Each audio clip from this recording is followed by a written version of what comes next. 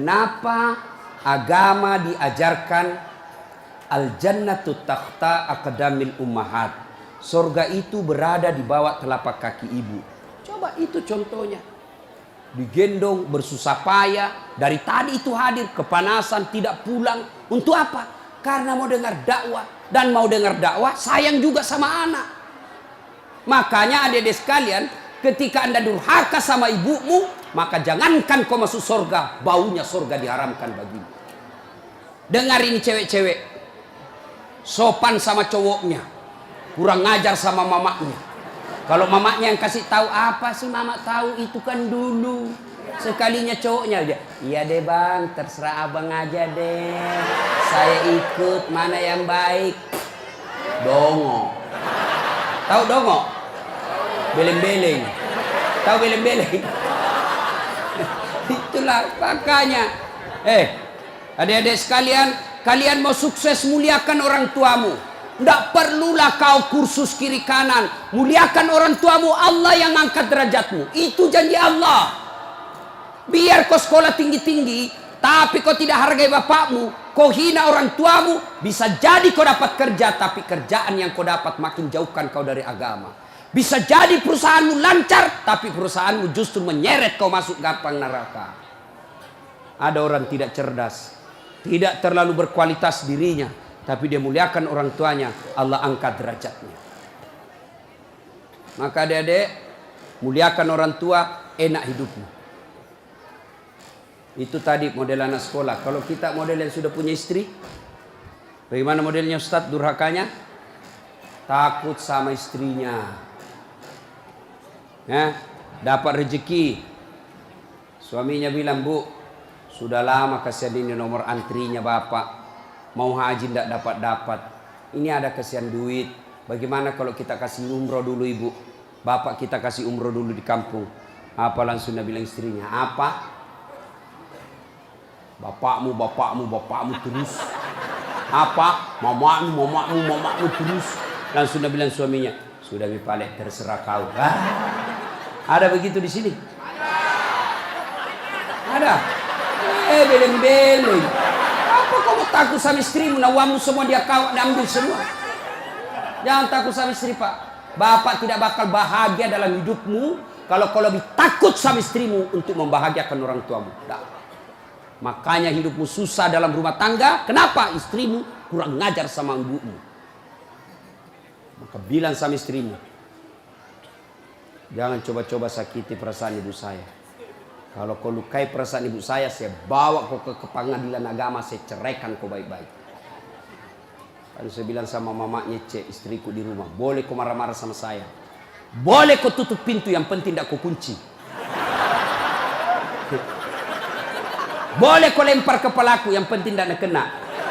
Satu yang tidak boleh, jangan kau pernah hina orang tuaku. Begitu kau hina orang tuaku, wabillahi taufiq wal hidayah, keluar. Begitu dek. Ada di sini takut sama istri? Jangan Pak. Itu yang membuat ibu juga kalau mau bahagia rumah tanggamu, muliakan mertuamu. Datang mertuamu dari kampung, dari Sulawesi Selatan, hormati. Jangan baru duduk mertua dia bilang, kapan ki pulang mak? Bawa ini, kasihan itu orang tua kalau dari kampung naik dari Parepare, turun di pelabuhan barang, bawa ayam 3 ekor, lepas di terminal 1, nah kejar lagi tuh, bawa pisang, bawa beras, bawa semua dia bawa, kasihan. Padahal anaknya sudah ada kerjanya di papan, dia bawakan itu. Begitu cintanya orang tua kepada anak. Jadi wajar kalau ibu bapak kurang ajar, tidak akan mendapat berkah dalam hidup. Muliakan orang tua ya. Kalau ada yang tanya-tanya, kenapa hidupku susah selama ini? Tidak usah tanya jalan lain. Durhaka sama orang tua. Orang tuaku sudah meninggal Ustaz. Cara berbuat baiknya. 1, doakan. Allahumma gfirli wali walidayya warhamhuma kama rabbayani. Saya heran lihat-lihat kita. Kalau tangannya ulama kita cium bagus. Bagus. Tapi pernahkah Bapak perlakukan tangannya ibu seperti itu? Pernahkah Bapak perlakukan tangannya orang tua? Saya orang lain, belum tentu saya doakan Bapak ikhlas. Doakan saya Ustaz, saya doakan tapi belum tentu saya ikhlas. Kenapa? Saya belum tahu Bapak. Tapi kalau orang tuamu yang doakan kamu, pasti ikhlas. Saya tadi kesini ibu saya telepon. Mak, telo doa mau kak mak? Woi, walio doa aku nak. Saya tidak doakan diriku. Kau selalu kudoakan karena kau selalu jalan. Itu ibu. Kalau suami bu, jangan sampai ibu juga berdosa kepada orang tua gara-gara suami. Jangan sampai bapak-bapak berdosa hanya karena istri. Jangan sampai kalian yang masih kecil durhaka sama orang tuamu, maka hidupmu bakal susah. Muliakan orang tua. Doakan. Allahumma gfirli wali walidayya warhamhuma kama rabbayani shaghira. Sudah itu doa lagi, ya Allah ampuni dosanya orang tuaku kalau sudah meninggal. Terima amalnya, lipat gandakan kebaikannya, lapangkan alam kuburnya. Sudah itu saja. Ada rezeki, sedekah. Ada rezeki, sedekahkan. Saya mau terang kuburnya orang tuaku. Perbaiki sound sistemnya masjid. Terang itu kuburnya. Saya mau terang kuburnya orang tuaku. Kirim pembeli lampu. Kasih tahu panitia masjid. Mulai bulan depan saya yang bayar itu masjid lampunya. Jangan ambil uang celengan. Terang itu kuburnya orang tua. Dan demi Allah tidak ada orang bangkrut gara-gara rajin sedekah. Ada yang bangkrut gara-gara sedekah? Mana buktinya? Makin sedekah makin kaya. Rahmat Masud. Coba lihat. Orang datang itu, bos, membayar ke bos. Bos, baju sekolah bos. Bos, istriku melahirkan. Bos, terbakar anuku. Bantu. Tapi mana ada yang bangkrut kalau rajin sedekah? Tidak ada pak. Kenapa bapak ibu miskin? Kalau selalu minta-minta. Berhenti minta-minta. Allah kasih kau kaya. Sedekah. Saya tidak bisa sedekah dengan duit, sedekah kau dengan tenagamu. Saya tidak bisa sedekah banyak-banyak, sedekah dengan apa? Lihat itu masjid. Oh, sudah kotor anunya. Apa namanya itu? Kudungnya. Putih bukan, coklat bukan, hitam bukan, kat diam nih. Sudah, bawa masjid satu kudung. Itu sedekah. Oh, masjid antara masjid dengan toilet jauh. Sedekah dengan sandal swallow. Nah, curi orang, enggak ada urusan. Itu sedekah. Kita lihat karpet, sudah jelek, sedekah dengan karpet. Insyaallah banyak pahala. Hari Jumat kita kirim air botol gelas ke sana. Air gelas ke sana, orang minum itu sedekah. Saya cuma bisa nasi bungkus 10 saya sumbang hari Jumat, itu sedekah. Allah tidak lihat banyaknya, yang penting ikhlas banyak daripada sedikit tidak ikhlas. Sedekah. Serius. Sudah sedikit tidak ikhlas lagi. Mending banyak ikhlas. Iya toh? Panasnya di. Nggak bisa konsentrasi sejenak. Lewat-lewat ketawa itu kak bos. Nah ibu bapak. Salah satu sunnah yang dianjurkan Nabi sholat jamaah. Nabi kumpul-kumpul sama sahabat. Ya, enggak apa-apa. Enggak usah kasih, enggak apa-apa, Pak. Sedikit lagi, 5 menit lagi. Menunggu orang masjid takwa. Ya. Nabi, saudara-saudara sekalian, kalian yang tetangga dengan masjid wajib datang berjamaah. Bertanya sahabat, mana tetangga masjid ya Rasul? Kanan masjid 40 rumah. Depan masjid 40 rumah. Belakang masjid 40 rumah. Belakang masjid 40 rumah. Itu tetangga masjid. Bubar. Tiba-tiba datang tunanetra. Tahu tunanetra? Tidak melihat. Ya Rasulullah bagaimana saya? Oh kau ndain karena kau tidak melihat. Pulang ini. Boleh kau sholat di rumahmu karena kau tidak melihat. Pulang. Belum jauh dipanggil kembali Nabi. Ya fulan, ta'al. Sini kau dulu. Kenapa? Kau dengar azan di masjid. Saya dengar ya Rasul. Kalau begitu kau wajib datang berjamaah di masjid. Zaman Nabi, tunanetra wajib berjamaah karena dia dengar azan di masjid. Kalau ini hadis diterapkan Pak, penuh ini masjid jamaah. Kenapa? Kalau azan di menara sampai di ujung-ujung rumah dia dengar. Dan alhamdulillah masjid selalu ramai jamaahnya Pak. Terutama kalau subuh penuh sampai di luar. Tidak ada di dalam. Yang di dalam orang tua sudah pensiun. Kentara itu kalau subuh orang tua Pak, bau minyak gosok baru kita masuk pintu. Minyak angin, minyak gosok, cap tawon, tidak ada Bulgari. Orang tua semua di dalam masjid. Kenapa orang malas ke masjid? Satu, karena dia tidak lihat pahalanya. Coba kalau Pak Rahmat Mas'ud umumkan, siapa yang datang sholat berjamaah subuh dapat beras 50 kilo, pembeli pulsa 200.000. Jam 5 sholat subuh, jam 10 malam sudah pesan masjid sampai di luar. Kenapa? Karena dia lihat pahalanya. Yang kedua, kenapa orang malas ke masjid? Karena dia tidak tahu pahalanya. Dengar bapak-bapak ini, terutama kita yang sudah muka-muka sakaratil maut ini, yang sudah tua ya, rajin-rajin ke masjid Pak, berdoa mudah-mudahan bapak lagi sujud ajal menjemput. Apa keutamaan berjamaah di masjid? Satu,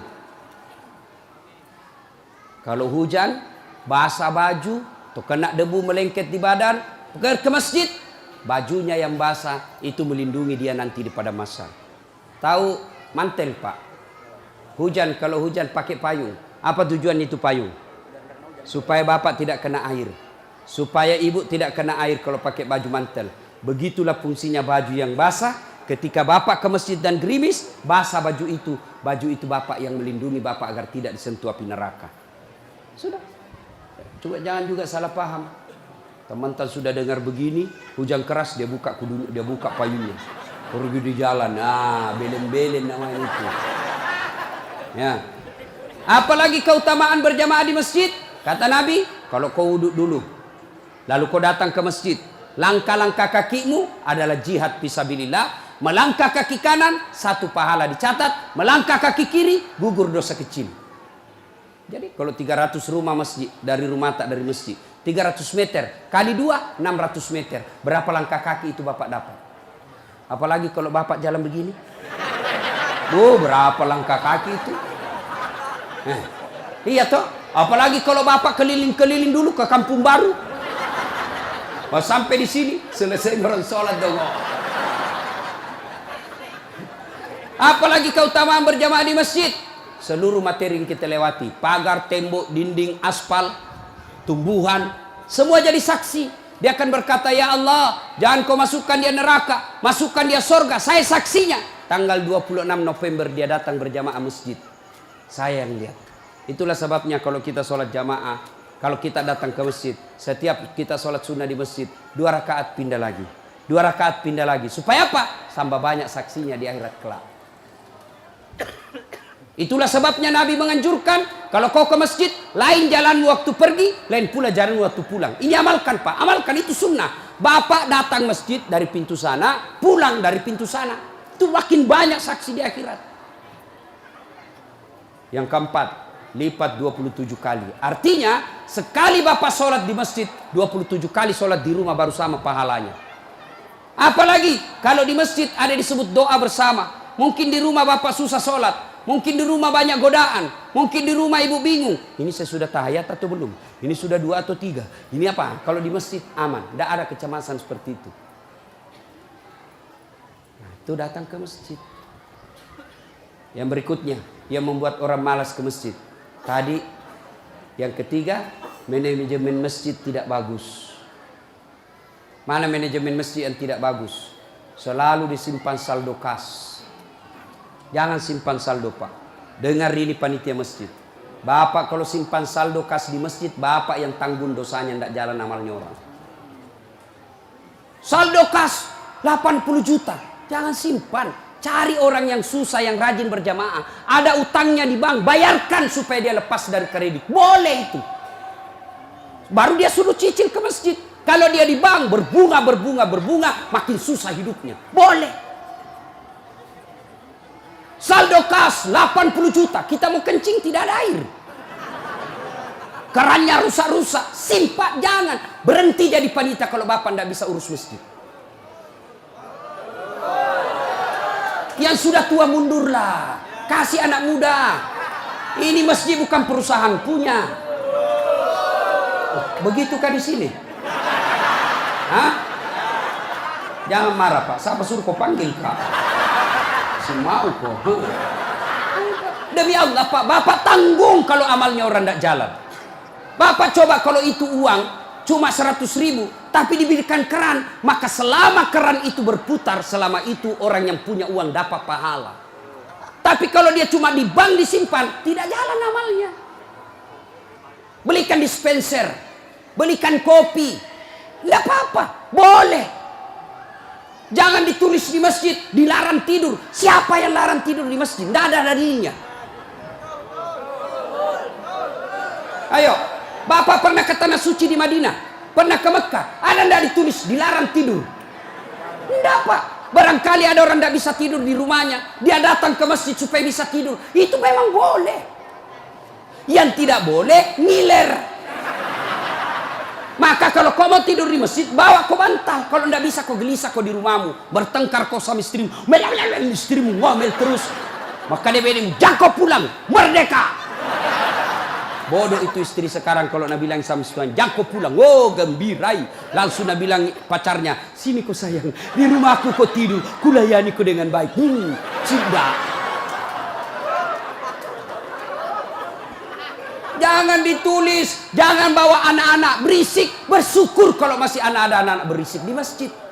Kalau tidak ada anak-anak berisik di masjid, maka tidak ada lagi nanti yang mau datang di masjid. Kalian juga orang tua, kalau anakmu mau ke masjid, belikan songkok dan baju baru. Anaknya mau pergi, Pak, mau pergi masjid, belikan nggak songkok? Apa dia bilang? Itu nak, songkok na nenek nu kau pakai. Anaknya nomor 7, songkok anak neneknya nomor 10. Tak buas si songkok nama buas sih. Berteriak ni temannya, Pak Doja, Pak Doja, Pak Doja. Tidak mau ya anak tapi pergi masjid. Hei, ini masjid ini sound systemnya tidak bagus. Kasih bagus. Ini saya kasih tahu Ki, tanya itu ahli tentang AC. Itu kalau ada AC besar begini, 2, dingin mini masjid. Tambah lagi itu. Tapi apa yang kasih panas? Karena Bapak pakai kipas. Itu kipas dengan AC, ibarat air dengan minyak. Tidak bisa dia menyatu. Kenapa? Itu AC ruangan harus tertutup. Kalau kipas tidak boleh tertutup. Kalau tertutup itu kipas, maka makin panas orang di dalam.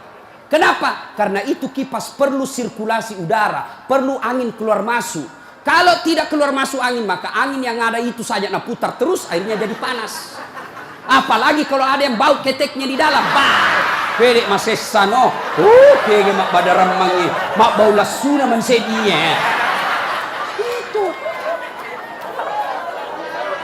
Itu mi pentingnya anak muda jadi pengurus masjid. Karena kalian kalau sudah tua tidak ada yang tahu. Kau juga anak muda, muliakan orang tua. Tempatkan di mana itu orang tua? Tempatkan sebagai penasehat masjid. Jangan masjid dikira dia punya. Ini lembaga, umat yang punya. Kasih karpet yang bagus. Ada saldo kas, jangan simpan Pak, Bapak berdosa. Tidak jalan amalnya orang.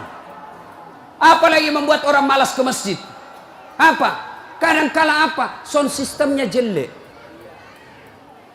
Begitu kita takbir Allahu Akbar, langsung story.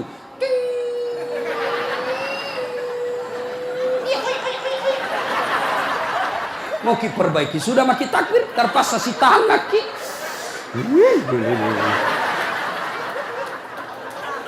Apalagi membuat orang malas ke masjid. Apa? Kadang-kala muadzin. Jengkel orang dengar muadzin. Orang tua, sudah tua, tidak mau tahu mengalah, mundur na wasangiko.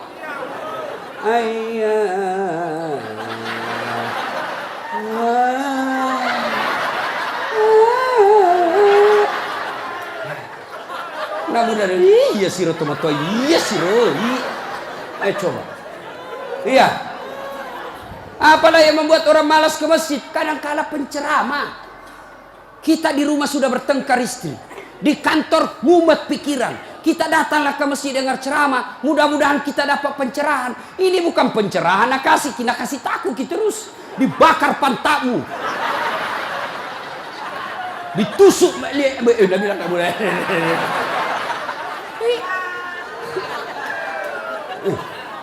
Iya.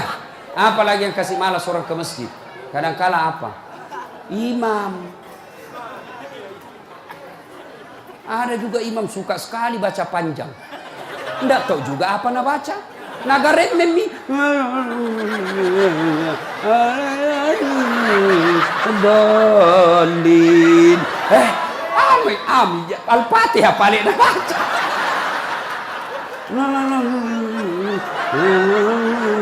Dalin. Malam petoni ndak jelas. Makanya kata Nabi, kalau kau jadi imam, dengar ini Pak Imam. Satu, baca kau yang ringkas. Kenapa? Karena jamaah kita di belakang macam-macam. Ada yang sudah tua tidak bisa lama berdiri.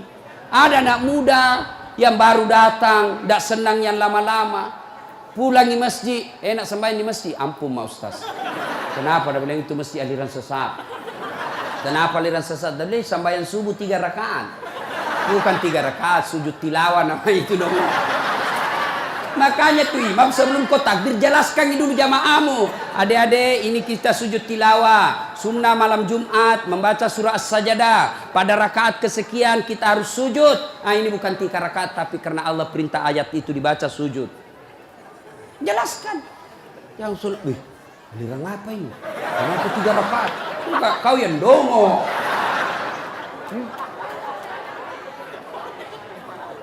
Tidak bisa orang lama-lama di belakang Pak. Mungkin ada orang mati yang ya karena dia tobat usia senja, tidak bisa lama kasih berdiri. Batena musessa, nak kena naik lagi kepalanya, belum bisa selesai. Nah ulah, malam itu jatuh lagi, naik udah lagi. Ada barangkali di dalam jamaah Satpol PP yang pakai sepatu baru. Lama ku baca, nah lupa simpan baik-baik sepatunya. Pasti dia, hilang di sepatu. Bapak Iman sesat. Maka pasti dia tidak khusyuk. Ada barangkali juga ibu-ibu yang sekali kentut sudah makan pete.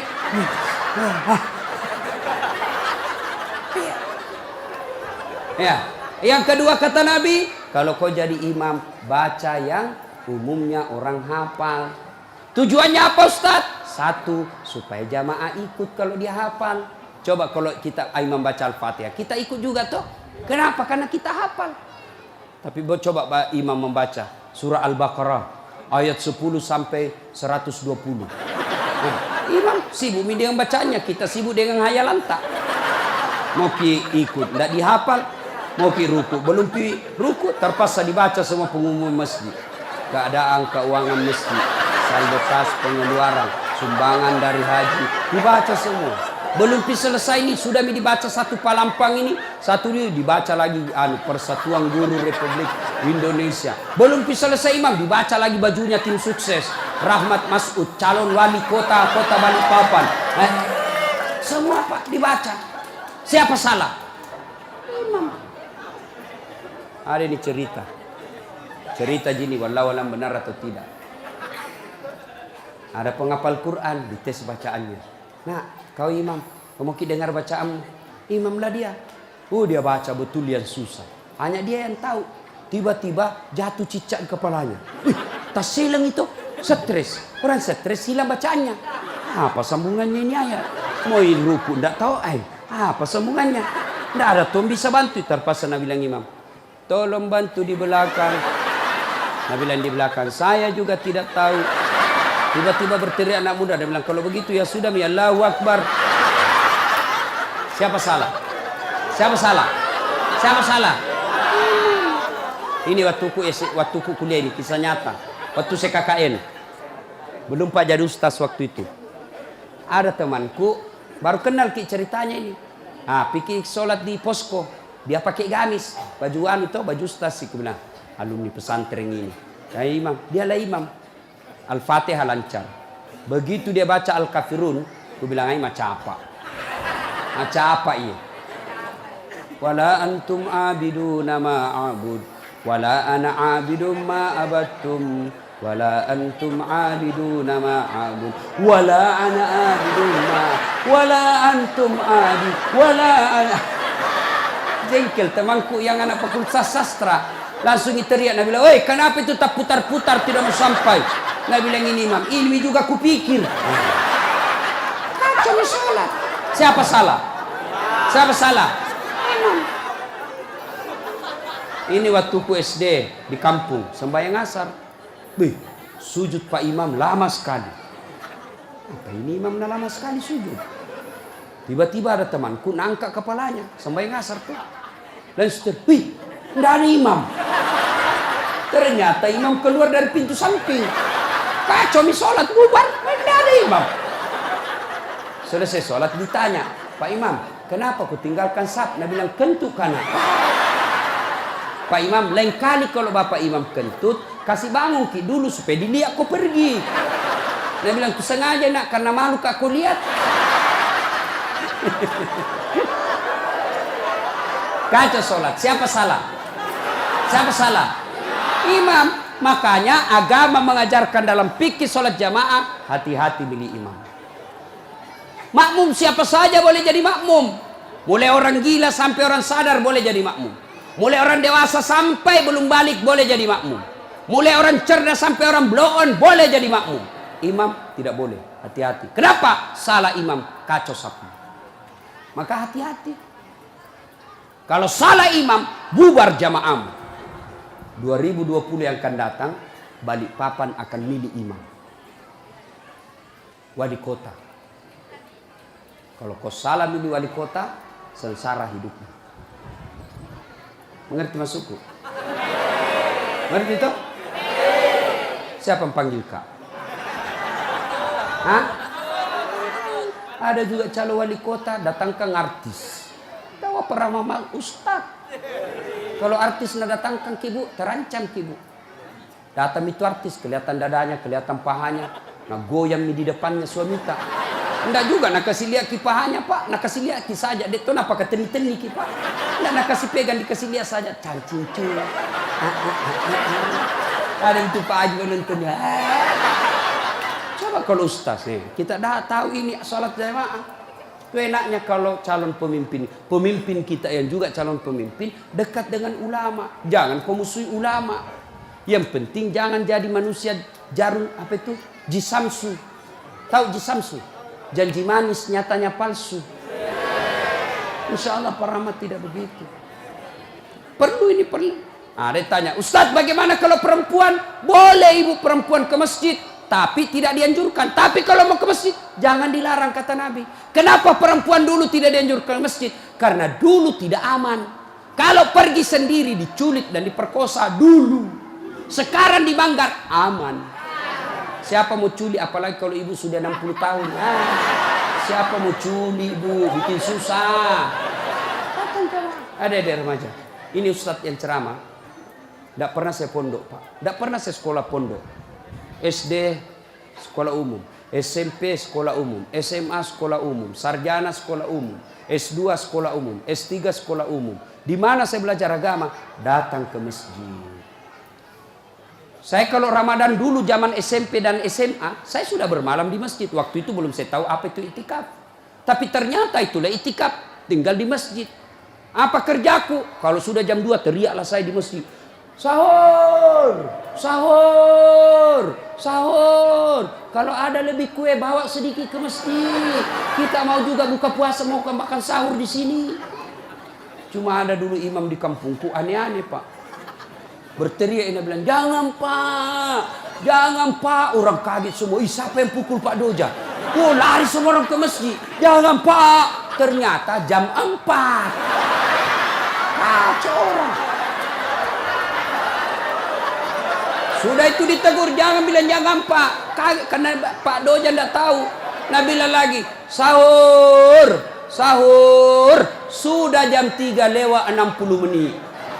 Ih, cocok tahu jangan pak.